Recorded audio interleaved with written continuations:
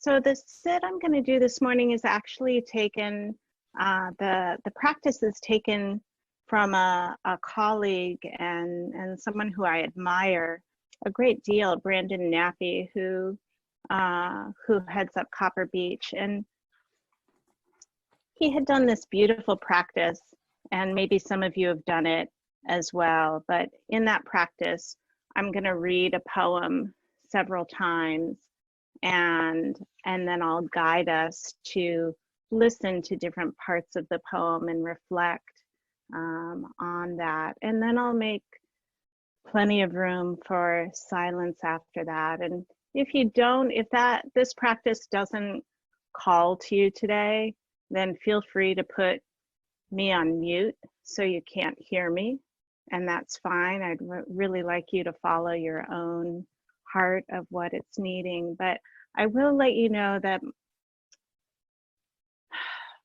my talk and the practice today are really guided by a conversation that I had with a friend.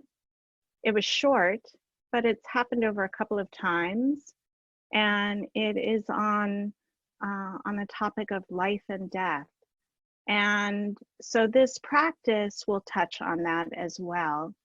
And the talk today is on right speech, but particularly right listening, what I call deep listening.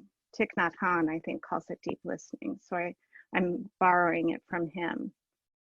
And so this practice of listening to the poem, I think, is a really beautiful practice of deep listening. So that's what I'll guide us in. And again, the invitation is to find a posture that's going to support you in your practice. So that could be sitting, it could be standing, it could be walking if you've got a lot of energy and you just need to move. It could be lying down. And if you're more comfortable with your camera being off while we're practicing, that's fine as well. So really listening into your own heart and seeing what it is calling for this morning. And I will perhaps help us settle in before we start the poem.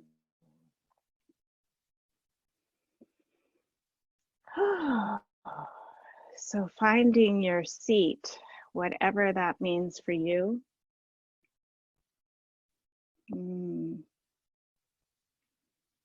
And the eyes resting in whatever way is comfortable, whether that's eyes open, resting on a certain visual, or closing the eyes.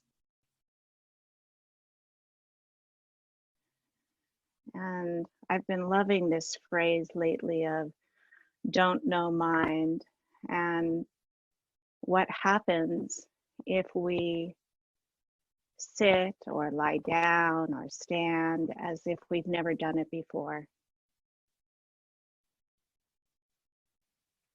What if we approach it with that curiosity of what does it actually feel like to have my feet in connection with the ground, with the earth.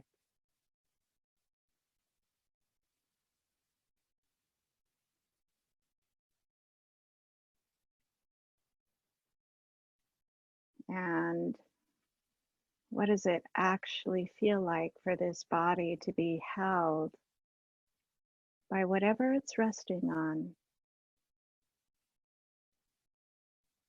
I could use a lot of energy simply sitting here and holding my body. But what if I actually allow it to be held rather than holding on so tightly?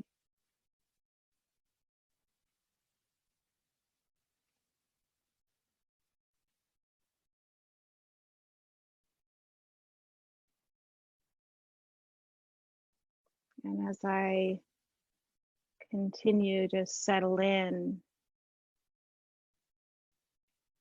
there might be an awareness of how temperature comes into contact with this body. on the face or the hands or the feet.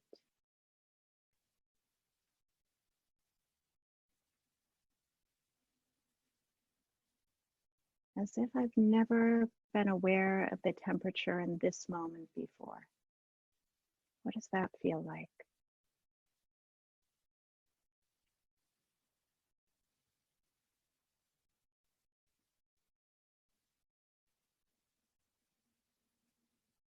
What does it feel like to become aware of my pants touching my legs?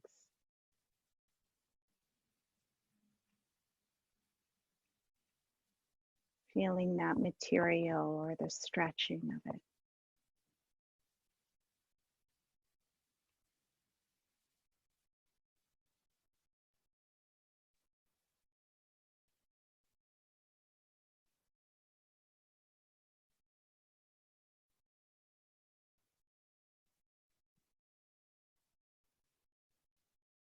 And if I bring my attention to hands and fingers and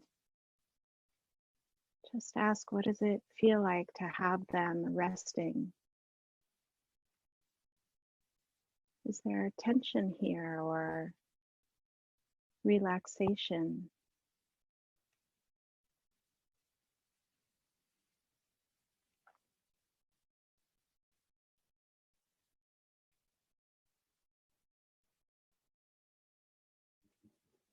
So like I said before, today's practice is one of deep listening.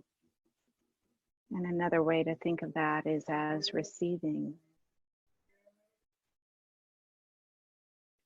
And so I'm going to read a poem. And the first time I read it through, the invitation is to listen for a word. Listen for a word that calls to you.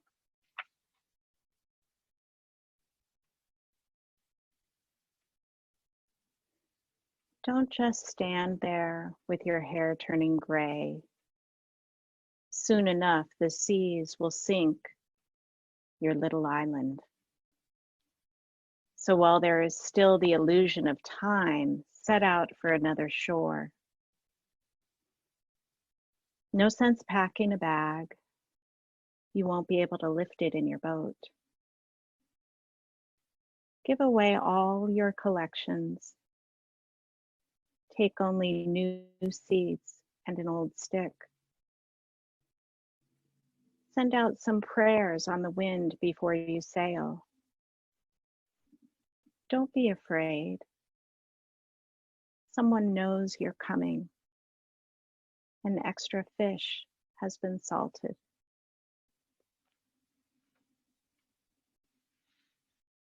So if there's a certain word that resonated with you, in the silence, allowing that word to savor, to feel it in the mind, in the heart, in the body, letting it roll over your tongue, in your mind. Let it sink in.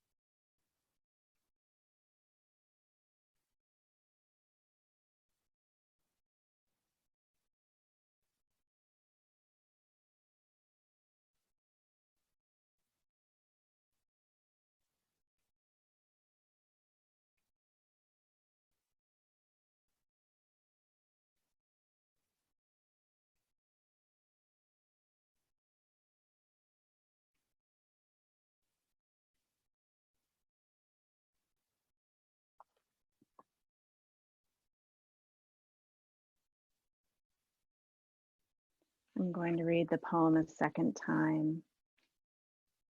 And this time through, I invite you to listen for a phrase. And then in the silence that follows the reading, again, allowing that phrase to be savored by you, to be held. Don't just stand there with your hair turning gray. Soon enough, the seas will sink your little island.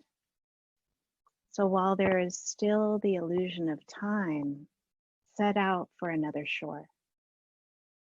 No sense packing a bag. You won't be able to lift it into your boat. Give away all your collections. Take only new seeds and an old stick. Send out some prayers on the wind before you sail. Don't be afraid. Someone knows you're coming. An extra fish has been salted.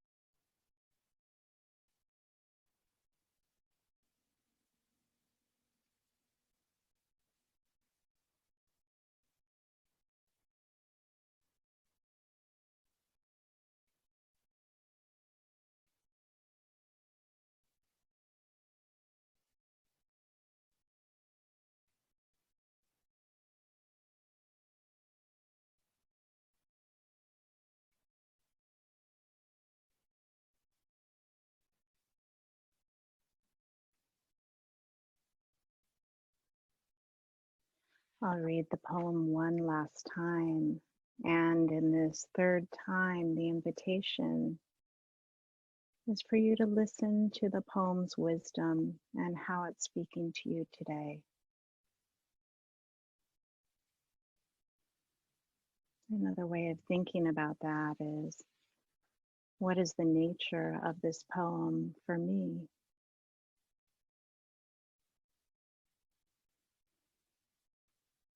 Don't just stand there with your hair turning gray. Soon enough, the seas will sink your little island. So while there is still the illusion of time, set out for another shore. No sense packing a bag. You won't be able to lift it into your boat. Give away all your collections. Take only new seeds and an old stick. Send out some prayers on the wind before you sail. Don't be afraid. Someone knows you're coming. An extra fish has been salted.